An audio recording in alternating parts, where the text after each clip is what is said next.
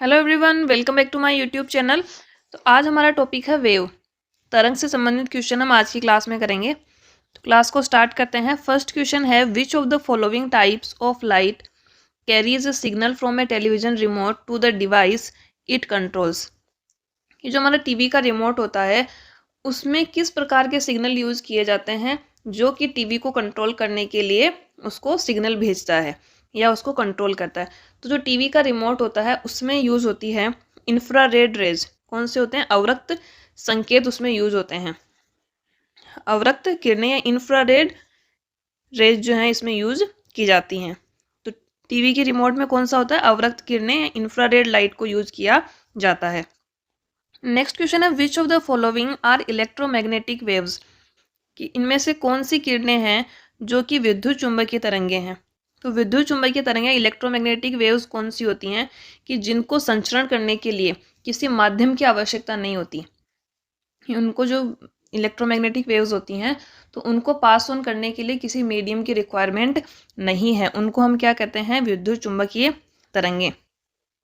कि इनको संचरण के लिए किसी माध्यम की आवश्यकता नहीं है। किसी माध्यम की आवश्यकता नहीं होती, यानी कि ये वैक्यूम में भी ट्रेवल कर सकती हैं। वैक्यूम में भी ट्रेवल कर सकती हैं। तो वो कौन सी होती है? विद्युत चुंबकीय तरंगे। अब विद्युत चुंबकीय तरंगे होती कौन कौन सी हैं? जैसे कि गामा रेज होती हैं। कौन सी होती हैं? Gamma rays, UV rays. उसके अलावा जो हमारी विजिबल लाइट है वो भी इलेक्ट्रोमैग्नेटिक वेव होती हैं। उसके अलावा infrared, infrared X rays, microwaves, ये सब क्या होती हैं? इलेक्ट्रोमैग्नेटिक वेव्स होती हैं। तो इसमें देखते हैं ऑप्शन हमें दे रखे हैं अल्फा रेज, ऑडिबल वेव्स, ये भी नहीं है, श्रव्य तरंगे, एक्सरे। जो एक्सरे हैं वो एक तरह की विद्युत चुंबकीय तरंगे हैं और इनका उपयोग हम करते हैं चिकित्सा और औद्योगिक क्षेत्र में। चिकित्सा यानी कि मेडिकल साइंस में इसको यूज़ करते हैं। उसके अलावा इंडस्ट्री में इसको यूज किया जाता है। चिकित्सा और औद्योगिक क्षेत्रों में हम एक्सरेज का प्रयोग करते हैं। Next, a wave has a frequency of 50 hertz and a speed of 36 metre per second. कि कोई एक तरंग है, उसकी आवृत्ति फ्रीक्वेंसी कितनी दे रखी है? 50 हर्ट्ज। फ्रीक्वेंसी को हम डिनोट करते हैं एन से या एफ से। तो एन हो जाएगा इसका 50 हर्ट्ज। उसके अलावा स्पीड दे रखी है 36 मीटर प्रति सेकेंड। तो v इज इक्वल टू कितना दे रखा है? 36 मीटर पर सेकेंड। और ये पूछ रहा है कि इस तरंग की तरंगदैर्घ्य क्या होगी, वेवलेंथ क्या होती है। तो इसका फॉर्मूला होता है frequency velocity v is equal to N into में लेमडा। वेलोसिटी बराबर क्या हो जाएगा? फ्रीक्वेंसी इंटू में लेमडा। तो वेलोसिटी की वैल्यू में 36 दे रखी है, फ्रीक्वेंसी दे रखी है 50 हर्ट्ज और लेमडा की वैल्यू हमें निकालनी है। तो यहाँ से लेमडा आएगा 0.72 मीटर। कितना आएगा? 0.72 मीटर।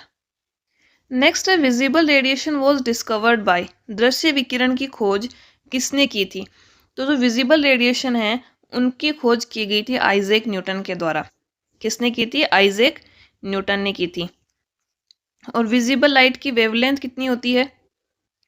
विजिबल लाइट की यदि वेवलेंथ तरंग दैर्ध्य की बात करें तो वो होती है 390 से 780 नैनोमीटर के बीच में। कितनी होती है? 390 से 780 नैनोमीटर के बीच में इसकी रेंज होती है। दृश्य विकिरण की खोज किसने की? आइजैक न्यूटन ने। वेवलेंथ कितनी होती है? 390 से 780 नैनोमीटर के बीच में होगी। नेक्स्ट है, which of the following is not an electromagnetic wave. निम्नलिखित में से कौन सी विद्युत चुंबकीय तरंग नहीं है? इलेक्ट्रोमैग्नेटिक वेव कौन सी नहीं है? फर्स्ट ऑप्शन है रेडियो वेव्स। तो रेडियो वेव्स जो है इलेक्ट्रोमैग्नेटिक वेव होती हैं। अवरक्त किरणें, इंफ्रारेड भी क्या है? विद्युत चुंबकीय तरंगे हैं। माइक्रोवेव भी विद्युत चुंबकीय तरंगे हैं। अल्ट्रासाउंड, अल्ट्रासाउंड जो है इलेक्ट्रोमैग्नेटिक वेव नहीं है, ये यांत्रिक तरंगे होती हैं। कौन सी होती हैं? यांत्रिक, मैकेनिकल वेव्स होती हैं। मैकेनिकल। तो अल्ट्रासाउंड किस प्रकार की तरंगे हैं? मैकेनिकल वेव है। तो क्योंकि इनको ट्रेवल करने के लिए मीडियम की रिक्वायरमेंट होती है। नेक्स्ट क्वेश्चन है, व्हाट आर ट्रांसवर्स वेव्स। अनुप्रस्थ तरंगे क्या होती हैं? तो दो तरीके की जो मैकेनिकल वेव होती हैं वो दो तरीके की होती हैं। यानी कि जो यांत्रिक तरंगे हैं वो दो प्रकार की होती हैं। एक तो होती है अनुप्रस्थ, अनुप्रस्थ जिनको हम कहते हैं ट्रांसवर्स वेव। Transverse wave. एक होती हैं अनुदैर्ध्य तरंगे। कौन सी होती हैं? अनुदैर्ध्य, लॉन्गिट्यूडनल वेव, लॉन्गिट्यूडनल। ठीक है। तो जो ट्रांसवर्स वेव होती हैं, इनमें जो माध्यम के कण हैं वो जिस डायरेक्शन में वेव चल रही है उसके परपेंडिकुलर होते हैं। हम ये मान लें कि वेव की डायरेक्शन ये है, वेव इस डायरेक्शन में मूवमेंट कर रही है, तो जो मीडियम के पार्टिकल्स होंगे वो इसके परपेंडिकुलर, यानी कि वो इस डायरेक्शन में ऊपर और नीचे की तरफ जो है वो मूवमेंट करते हैं। तो उनका ट्रेवल कैसा है? वेव के ट्रेवल की डायरेक्शन के परपेंडिकुलर, कि जिस दिशा में तरंग की गति है उसके लंबवत दिशा में माध्यम के कणों की गति होती है। अनुदैर्ध्य तरंगों में क्या होता है कि यदि इस डायरेक्शन में वेव ट्रेवल कर रही है तो जो माध्यम के कण होंगे उनका मूवमेंट भी इस तरह से होता है, आगे पीछे तरंग की दिशा में होगा, तो वो होती हैं अनुदैर्ध्य तरंगें। तो ट्रांसवर्स वेव कौन सी होती हैं? जिनमें जो मीडियम के पार्टिकल्स हैं, माध्यम के कण, उनकी जो गति है वो किस तरह से होती है? वेव की गति के लंबवत होती है, परपेंडिकुलर। और अनुदैर्ध्य में क्या होता है? जिस डायरेक्शन में वेव ट्रेवल कर रही है मीडियम के पार्टिकल्स भी सेम डायरेक्शन में उनमें मूवमेंट होता है। अब हम देखते हैं ऑप्शंस। फर्स्ट ऑप्शन कह रहा है कि इन तरंगों में माध्यम के कण तरंगों के प्रसार की दिशा के लंबवत कंपन करते हैं, तो यही होती है ट्रांसवर्स वेव, इसी की हमने बात की थी अभी, तो ये हो जाएगा इसका आंसर ए। नेक्स्ट है, in longitudinal waves particles vibrate in the direction of transmission of the wave. कि जो अनुदैर्ध्य तरंगे हैं उनमें कण तरंग के प्रसार की दिशा में कंपन करते हैं, तो किस दिशा में करते हैं? तरंग की गति की दिशा में, यानी कि उसके पैरेलल रहते हैं, उसके समानांतर जो है वो वाइब्रेट होते हैं, तो इसमें हो जाएगा ऑप्शन डी, समानांतर कंपन करते हैं, पैरेलल कंपन करते हैं। Next, in which type of waves do vibrations move parallel to the direction of the waves movement. कौन सी प्रकार की तरंगों में कंपन तरंग के आंदोलन नहीं होगा, ये होगा तरंग के दोलन या उसके संचरण की दिशा के समानांतर होते हैं। तो वही क्वेश्चन पूछा है, तो ये कौन से होते हैं? तरंग की समानांतर दिशा में अनुदैर्ध्य तरंगें होती हैं, लॉन्गिट्यूडनल वेव्स। नेक्स्ट क्वेश्चन है, which colour has the shortest wavelength. कौन सा रंग सबसे छोटा तरंगदैर्ध्य रखता है? तो इसको हम याद रख सकते हैं विबग्योर से। किससे याद रख सकते हैं? विबग्योर से। जो वॉयलेट कलर है उसकी वेवलेंथ सबसे कम होती है, और जैसे जैसे हम इधर बढ़ेंगे वेवलेंथ बढ़ती जाती है, लेमडा क्या होगा? बढ़ेगा। तो आर की क्या होती है? अधिकतम होती है रेड की। तो वॉयलेट कलर की सबसे कम होती है वेवलेंथ, और फिर जैसे जैसे हम लाल रंग की तरफ बढ़ते हैं वेवलेंथ बढ़ती जाती है। तो सबसे कम किसकी होती है? पर्पल, या इसको हम कहते हैं वॉयलेट, बैंगनी कलर की सबसे कम तरंगदैर्ध्य होती है। नेक्स्ट क्वेश्चन है, an assertion and a reason are given below. कि हमें एक असर्शन दिया है, एक रीजन दिया है। असर्शन हमारा ये कह रहा है कि when a velocity is kept constant and wavelength is half then the frequency is doubled. कि हम वेलोसिटी को क्या कर रख दें? कांस्टेंट रख दें, और तरंगदैर्ध्य को आधा करें तो उसकी फ्रीक्वेंसी दोगुनी हो जाती है। और कारण कह रहा है कि वेलोसिटी इज इक्वल टू क्या होता है? Frequency into wavelength. फ्रीक्वेंसी हम जानते हैं एफ इज इक्वल टू क्या होता है? वेलोसिटी वी अपॉन लेमडा होता है। अब ये कह रहा है कि वेलोसिटी को तो कांस्टेंट रखना है और लेमडा को कर देना है आधा, तो ये हम मान लें F1। F2 कंडीशन में निकालेंगे तो वेलोसिटी तो सेम रखनी है, लेमडा को हम कर देंगे लेमडा बाई 2, तो ये क्या हो जाएगा? 2v अपॉन लेमडा, यानी कि 2F1। तो फ्रीक्वेंसी हमारी क्या हो गई? डबल हो गई। तो फर्स्ट जो हमारा असर्शन है वो भी सही है, रीज़न भी सही है, और जो रीज़न है वो असर्शन को एक्सप्लेनेशन, उसको करेक्ट एक्सप्लेनेशन दे रहा है उसकी। तो फर्स्ट है कि दोनों घोषणा और कारण सत्य हैं, और कारण घोषणा का सही स्पष्टीकरण है, कि उसका करेक्ट एक्सप्लेनेशन दे रहा है, तो इसमें हो जाएगा आंसर ए। नेक्स्ट क्वेश्चन है, which of the following is not a characteristic of a wave. निम्नलिखित में से कौन सा तरंग का गुण नहीं है? इनमें से जो हमें ऑप्शन दिए हैं उनमें से कौन सी कैरेक्टरिस्टिक वेव की नहीं है? फर्स्ट है तरंगदैर्ध्य, तो ये कैरेक्टरिस्टिक होती है वेव की। एम्पलीट्यूड, आयाम, ये भी होता है। फ्रीक्वेंसी भी होती है। माध्यम, मीडियम जो है वो तरंग का गुण नहीं है, तो इसमें क्या हो जाएगा? माध्यम, मीडियम। नेक्स्ट है, if the frequency of a wave increases what will be the effect on it's wavelength, कि यदि किसी तरंग की आवृत्ति बढ़ती है तो इसके तरंग दैर्ध्य पर क्या प्रभाव पड़ेगा। एफ इज इक्वल टू क्या होता है, वी अपॉन लेमडा, यानी कि जो फ्रीक्वेंसी है वो लेमडा के इन्वर्सली प्रोपोर्शनल होती है। तो जब फ्रीक्वेंसी बढ़ेगी तो लेमडा क्या होगा, कम होगा। तो इसमें क्या हो जाएगा, इट डिक्रीजेस, ये घटेगी तरंग दैर्ध्य उसकी। नेक्स्ट क्वेश्चन है, मैच द फॉलोइंग, ये जो इलेक्ट्रोमैग्नेटिक वेव हैं उनके क्या यूजेस हैं, उनसे हमें इनको मैच करना है।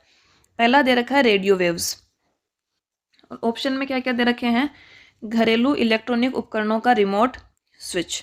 तो ये किस में यूज होता है, इनमें यूज होती है, तो घरेलू इलेक्ट्रॉनिक उपकरणों का रिमोट स्विच, इनमें कौन सी होती है, इंफ्रारेड रेज, इनमें इंफ्रारेड रेज यूज होती हैं। तो थर्ड में क्या हो जाएगा, फर्स्ट, तो एक तो ये वाला ऑप्शन बच रहा है ए और एक सी, ये दो तो कैंसिल आउट हो जाएंगे यहीं पे।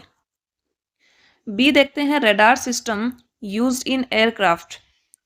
तो रेडार सिस्टम में यूज होती हैं माइक्रोवेव्स, कौन सी होती हैं, माइक्रोवेव्स। तो इसमें हो जाएगा सेकंड, सेलुलर फोन्स में होती हैं रेडियो वेव्स, और गामा रेज यूज होती हैं medicine to destroy cancer cells, की जो कैंसर की कोशिकाएं होती हैं उनको नष्ट करने के लिए गामा रेज यूज होती हैं। तो फर्स्ट में थर्ड, तो इसमें हो जाएगा ऑप्शन सी। तो रेडियो वेव्स किस में यूज होती हैं, सेलुलर फोन्स में यूज होती हैं, माइक्रोवेव रडार सिस्टम जो होते हैं एयरक्राफ्ट में उनमें यूज होती है, इंफ्रारेड किस में होती है, रिमोट स्विच में, इसकी हम बात कर चुके हैं, और गामा रेज किसके लिए यूज होती हैं, जो कैंसर सेल होती हैं उनको डिस्ट्रॉय करने के लिए। नेक्स्ट है, dilution occurs when there is air pressure, इसको हम बोलेंगे विरलीकरण, हिंदी में क्या बोलते हैं, विरलीकरण। तो डाइल्यूशन या विरलीकरण वहां पर होता है जहां पर हवा का दाब कम होता है, क्या होगा, जहां पर एयर प्रेशर कम होगा, क्या होगा, जहां पर एयर प्रेशर कम होता है वहां पर क्या होता है, विरलीकरण या डाइल्यूशन, हवा का प्रेशर क्या होगा, कम होगा। नेक्स्ट है, the compression is made at the place where the air pressure is, संपीड़न उस स्थान पर होता है जहां पर वायुदाब कैसा होगा, संपीड़न में क्या होता है, वायुदाब उच्च होता है, अधिक होता है। तो डाइल्यूशन या विरलीकरण में क्या होता है, एयर प्रेशर कम होता है, और कंप्रेशन में क्या होता है, एयर प्रेशर अधिक होता है। तो इसमें हो जाएगा आंसर डी। नेक्स्ट क्वेश्चन दे रखा है, a boat at anchor is rocked by waves whose consecutive crests are 125 meter apart. The velocity of the wave of moving crests is 25 meter per second. What is the frequency of the rocking of the boat?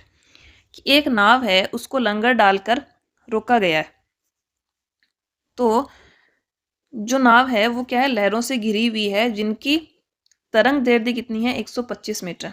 इसमें क्या दिया है, whose consecutive crest are 125 metre, कि उसके दो continuous शिखर हैं या crest हैं, उनके बीच की दूरी कितनी होती है, 125 मीटर दे रखी है। उसी को हम बोलते हैं वेवलेंथ, उसी को हम क्या बोलते हैं, वेवलेंथ। तो वेवलेंथ कितनी है, 125 मीटर। और जो लहरें हैं उनके शिखरों की गति कितनी है, वेलोसिटी दी है 25 मीटर प्रति second, v is equal to 25 metre per second. और क्या पूछ रहा है हमें, फ्रीक्वेंसी इसने पूछी है।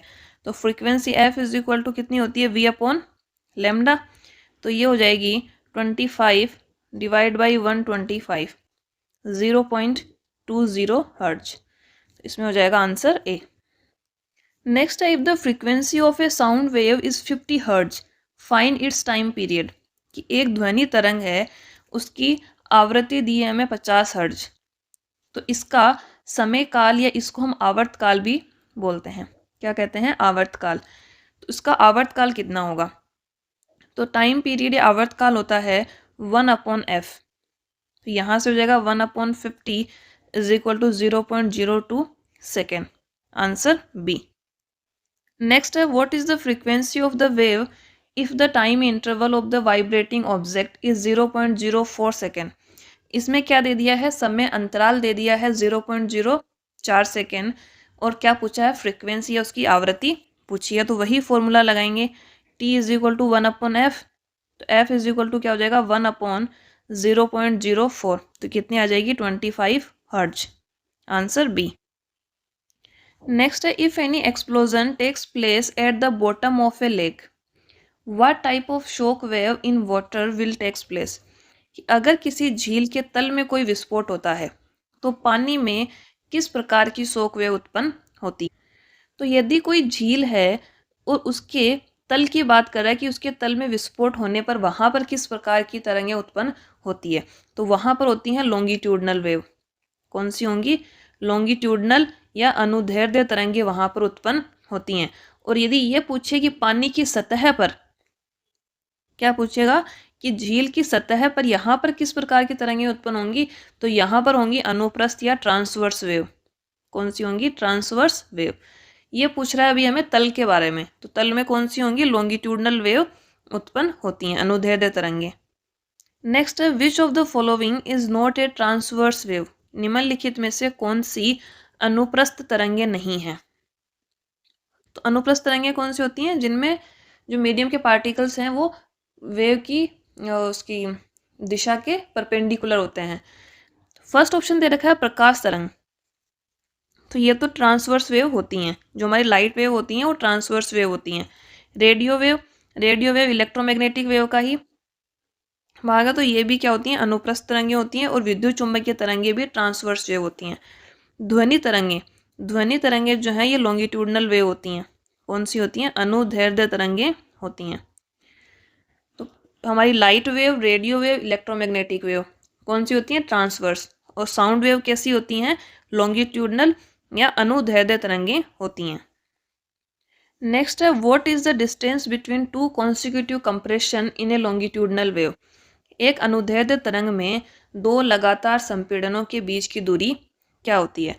कोई भी तरंग है यदि वो गति कर रही है तो उसके जो दो कण हैं उनके बीच में दो संपीड़न हो, चाहे दो लगातार विरलीकरण हो, उनके बीच की दूरी को हम कहते हैं तरंग दैर्ध्य। क्या कहा जाएगा? तरंग दैर्ध्य कहा जाता है। तरंग दैर्ध्य। और यदि यही क्वेश्चन ट्रांसवर्स वेव में पूछे हमें, अनुप्रस्थ तरंगों में, तो उसमें जो उसके शृंग और ग्रत के बीच की दूरी होती है उसको हम बोलते हैं wavelength. Next, the velocity of a wave is given by the relation between frequency and wavelength. तरंग की गति को आवृत्ति और तरंग दैर्ध्य के बीच संबंध द्वारा किस प्रकार व्यक्त करते हैं? तो ये हम जानते हैं v इज इक्वल टू क्या होता है? f into lambda. Answer B. Next है what is the relation between frequency and time period. तो ये फॉर्मूला भी हम देख चुके हैं, क्या होता है? t is equal to 1/f। इसके तो हम क्वेश्चन भी कर चुके हैं, तो इसमें क्या हो जाएगा? Answer D. नेक्स्ट है what is the wavelength of a sound wave in a medium with a frequency of 840 hertz and a speed of 380 metre per second. तो वही फॉर्मूला लगाएंगे, v is equal to F into lambda. Velocity दे रखी है 380, frequency कितनी है? 840, और lambda हमें निकालना है, तो यहाँ से लेमडा आएगा 0.45 metre. Answer A. Next question है the wavelength is usually indicated by which Greek letter. तरंग दैर्ध्य को सामान्यतः किस ग्रीक अक्षर द्वारा सूचित किया जाता है? तो तरंग दैर्ध्य को हम किससे डिनोट करते हैं? लेमडा से। ये क्या है? एक ग्रीक लेटर है, तो किससे करेंगे? लेमडा। ऑप्शन बी क्या है? लेमडा बोलेंगे इसको, हो जाएगा लेमडा। नेक्स्ट है which of the following statement is correct about sound waves and light waves. जो ध्वनि और प्रकाश तरंगे हैं उनके बारे में कौन सा स्टेटमेंट सही है? फर्स्ट ऑप्शन है कि दोनों अनुप्रस्थ तरंगे हैं। गलत है। हम जानते हैं जो ध्वनि तरंगे हैं वो कैसी हैं? अनुदैर्ध्य। कैसी हैं? अनुदैर्ध्य, लॉन्गिट्यूडनल वेव हैं। कौन सी होती हैं? लॉन्गिट्यूडनल। ठीक है। और जो प्रकाश तरंगे हैं वो कैसी होती हैं? अनुप्रस्थ, ट्रांसवर्स वेव होती हैं। ट्रांसवर्स वेव होती हैं। तो बी में दिया है दोनों अनुदैर्ध्य तरंगे, ये भी गलत है। सी में दिया है ध्वनि तरंगे अनुप्रस्थ होती हैं, तो ये भी गलत दे रखा है यहाँ पे। डी में दिया है कि ध्वनि तरंगे अनुदैर्ध्य तरंगे हैं और प्रकाश तरंगे अनुप्रस्थ तरंगे हैं, तो इसमें डी ऑप्शन सही है। नेक्स्ट क्वेश्चन है it is a quantity that does not describe the nature of a wave. कि कौन सी एक ऐसी क्वांटिटी है जो तरंग के स्वभाव को नहीं बताती है, उसकी प्रकृति को नहीं बताती है। तो तरंग की प्रकृति को या उसके नेचर को डिफाइन करने के लिए हम किस किस वेलोसिटी का मतलब किस किस क्वांटिटी का हम उसमें यूज़ कर सकते हैं। तो उसके लिए एक तो होती है वेवलेंथ लैम्डा, उसकी फ्रिक्वेंसी, उसका एम्पलीट्यूड आयाम, उसके अलावा उसकी स्पीड। तो ये सब जो है नेचर ऑफ वेव होती हैं। इसमें दिया फर्स्ट ऑप्शन में ऊंचाई हाइट। तो हाइट जो है वो किसी भी तरंग की उसकी नेचर को डिफाइन नहीं करती है। तो इसका आंसर हो जाएगा ऑप्शन ए। बाकी तरंग दैर्ध्य, उसकी गति, उसकी आवृत्ति, ये सब जो है वेव के नेचर को डिस्क्राइब करती हैं। नेक्स्ट क्वेश्चन है the sound wave travels at a speed of 339 metre per second. ठीक है, वेलोसिटी हमें दे दी कि कोई एक ध्वनि तरंग है वो किस गति से गति कर रही है, 339 metre per second. If it's wavelength is 1.5 centimetre, what will be the frequency of the wave. Lambda कितना दिया है, 1.5 सेंटीमीटर। सेंटीमीटर दिया है, हमें किस में यूज़ करना है, मीटर में यूज़ करना है। तो इसको क्या कर देंगे, 100 से मल्टीप्लाई, तो कितना आ जाएगा 150 मीटर। फिर वही फॉर्मूला तो सेम है, v is equal to F into lambda. 339 is equal to F हमें निकालना है, यहाँ पर लेमडा दिया है 150, तो एफ इज इक्वल टू क्या आ जाएगा, सॉरी इसको सेंटीमीटर को मीटर में जाकर क्या करेंगे हम 100 से डिवाइड करेंगे, क्या करेंगे 100 से डिवाइड करेंगे, तो ये मीटर में आ जाएगा। तो यहाँ से ये क्या हो जाएगा, v is equal to F into lambda. v कितना है 339, एफ निकालना है, लेमडा कितना है 1.5 डिवाइड बाई 100। तो यहाँ से इसको सोल्व करेंगे तो एफ कितना आ जाएगा 22600 हर्ट्ज, 22,600 हर्ट्ज इसकी वैल्यू आ जाएगी। नेक्स्ट है if the frequency of a wave is double then its wavelength will be. एक तरंग की आवृत्ति को यदि हम दोगुना कर देते हैं तो उसकी तरंग दैर्ध्य क्या होगी। तो लेमडा इज इक्वल टू क्या हो जाएगा v अपॉन एफ। ये हम मान लेते हैं लेमडा 1 है, लेमडा 2 कितना कह रहा है, वेलोसिटी तो सेम है, फ्रीक्वेंसी क्या करनी है, डबल करनी है। तो ये कितना हो जाएगा 2f, तो ये कितना हो जाएगा लेमडा 1 डिवाइड बाई 2। तो उसकी तरंग दैर्ध्य क्या हो जाएगी, हाफ हो जाएगी। कितनी हो जाएगी, हाफ ऑफ ओरिजिनल, जो हमारी मूल तरंग दैर्ध्य थी उसका क्या हो जाएगा, आधा हो जाएगा। नेक्स्ट है the distance between two consecutive crest is L then the wavelength is given by. कि जो दो लगातार शिखर हैं उनके बीच की दूरी एल है, तो तरंग दैर्ध्य क्या होगी। कोई वेव है वो ट्रेवल कर रही है, उसके दो कॉन्सिक्यूटिव क्रेस्ट यानी कि इन दोनों के बीच की दूरी हमें कितनी दे रखी है, लेमडा। कितनी है, लेमडा। और यही इसकी वेवलेंथ होती है कि दो कॉन्सिक्यूटिव क्रेस्ट या दो लगातार श्रृंगों के बीच की दूरी को ही हम तरंग दैर्ध्य कहते हैं। तो इसका आंसर क्या हो जाएगा, answer D, L U. Next question है sound produced by a radio increases by. कि कोई एक रेडियो है उसके द्वारा उत्पन्न ध्वनि में वृद्धि कैसे होती है। तो जैसे ही उसके आयाम में वृद्धि होगी वैसे ही जो साउंड प्रोड्यूस हो रहा है उसमें भी वृद्धि होती है।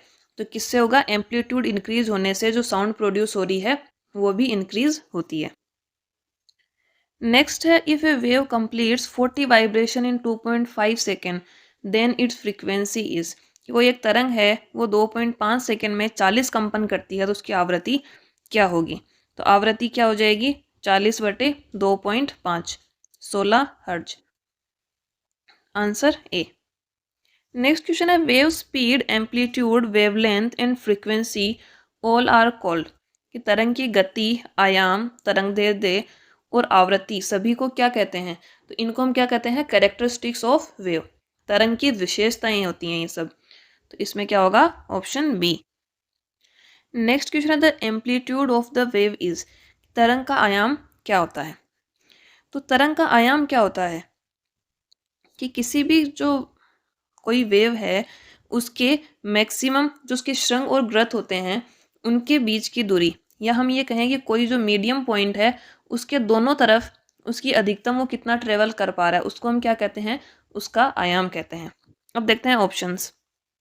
पहला कह रहा है कि वह दूरी जो तरंग द्वारा उसके समय अवधि के दौरान यात्रा की जाती है, कि the distance travelled by the wave over A time period of the wave. तो समय अवधि में तो जो वेव है वो कितनी भी दूरी ट्रेवल कर सकती है, 5 सेकेंड में वो दूरी ज़्यादा तय करेगी, 3 सेकंड का समय तो उसमें वो है जो है टाइम, सॉरी टाइम क्या, वो डिस्टेंस कम ट्रेवल करती है, तो उससे हम उसका एम्पलीट्यूड डिफाइन नहीं कर सकते।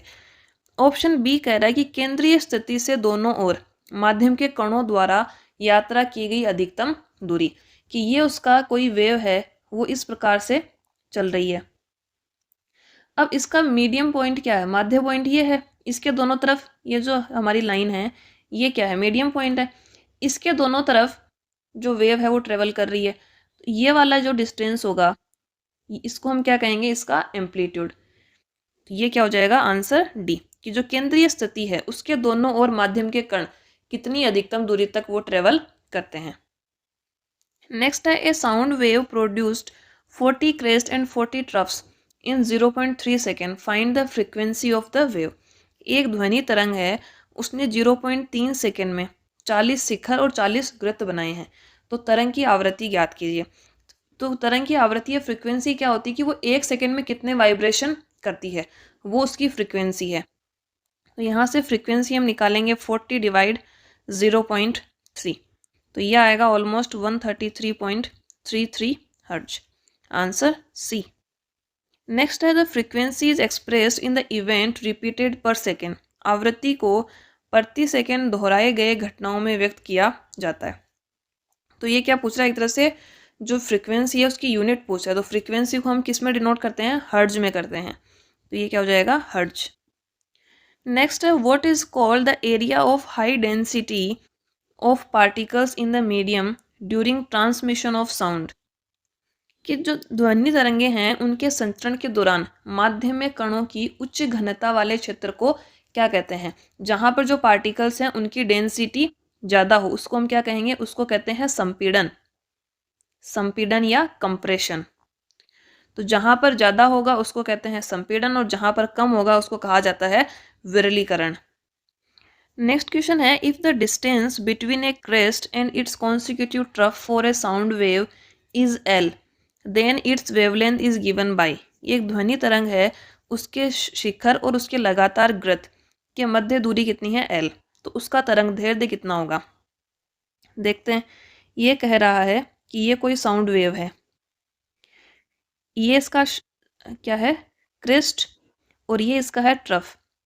ये इतनी दूरी इसने कितनी बताई है, ये दूरी है एल, ये कितनी है एल, और उसका तरंग दैर्ध्य कितना होगा। तो उसका तरंग दैर्ध्य कितना होता है कि इस पॉइंट से इस पॉइंट तक क्या होगा, इसको हम बोलते हैं तरंग दैर्ध्य लैम्डा। तो ये दूरी कितनी हो गई, ये हो गई लैम्डा बाई 2। तो लैम्डा बाई 2 की वैल्यू हमें एल दी है, तो लैम्डा कितना हो जाएगा 2l, तो इसका आंसर क्या हो जाएगा 2l।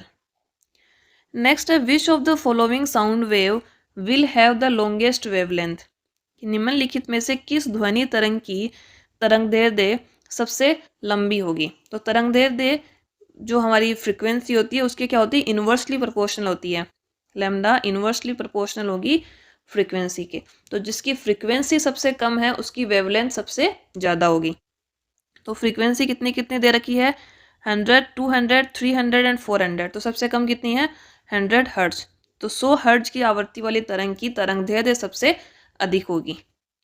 नेक्स्ट क्वेश्चन दिया है a source of frequency 500 hertz emits waves of 0.4 metre wavelength, how long time will it take for the wave to travel 600 metre.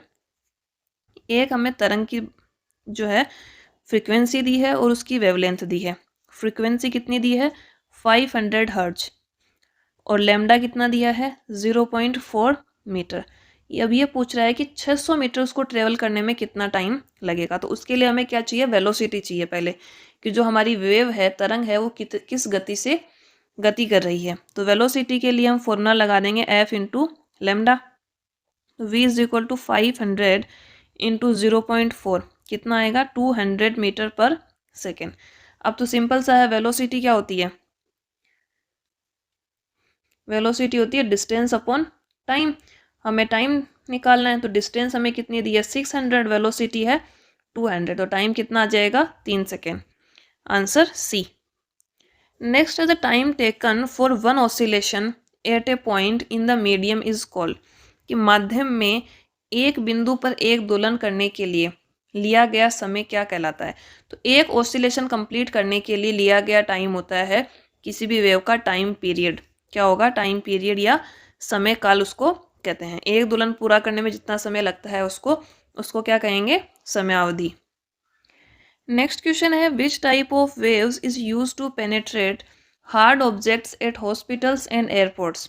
किस प्रकार की तरंगों का उपयोग अस्पतालों और हवाई अड्डों पर कठोर वस्तुओं को प्रवेश करने के लिए किया जाता है? तो इसके लिए यूज करते हैं एक्सरे।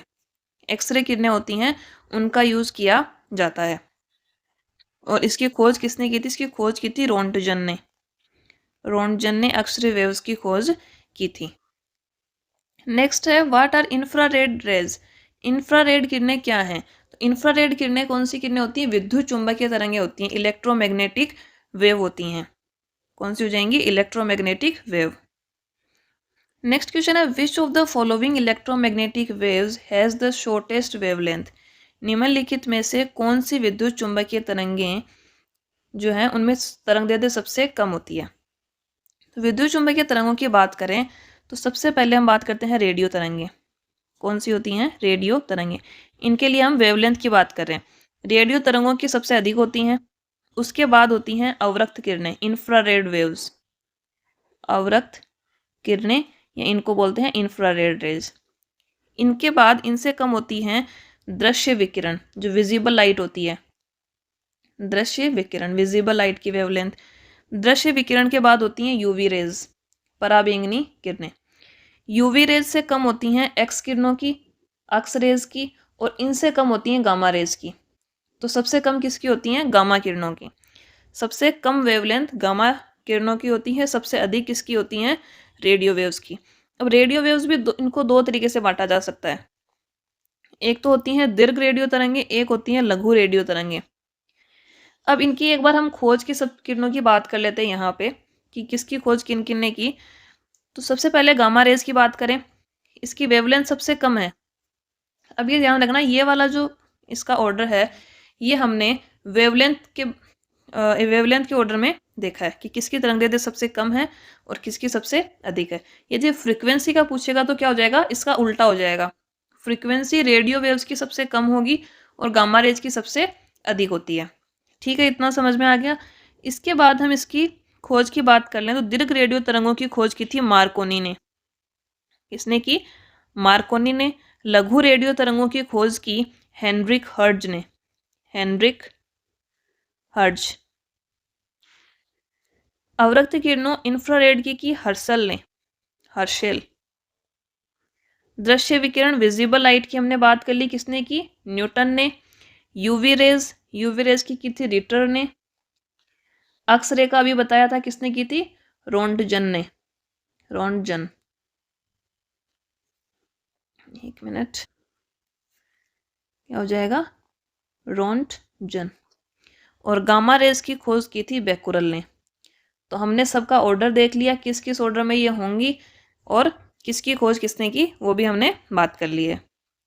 नेक्स्ट है are harmful radiation emitted by the sun? सूर्य द्वारा उत्सर्जित हानिकारक विकिरणें कौन सी हैं? तो इनके बारे में तो हम सब जानते हैं, कौन सी होती हैं? यूवी रेज, पराबैंगनी किरणें सूर्य से उत्सर्जित होती हैं जो कि हानिकारक किरणें होती हैं। इनसे जो है त्वचा का कैंसर होने का खतरा भी रहता है, स्किन कैंसर भी हो सकता है। तो कौन सी होती हैं? इंफ्रारेड रेज, यूवी विकिरणें। और इसकी खोज किसने की थी? रिटर ने, JW रिटर। नेक्स्ट है which of the following is the number of vibrations made per unit time of a sound wave? कि कोई किसी ध्वनि तरंग के द्वारा प्रति यूनिट समय में किए गए कंपन की संख्या, या हम कहें कि जो है 1 सेकेंड में किए गए उसके जो कंपन है या वाइब्रेशन है उसको हम क्या कहते हैं? उसकी फ्रीक्वेंसी कहते हैं। क्या कहेंगे? फ्रीक्वेंसी या आवृत्ति।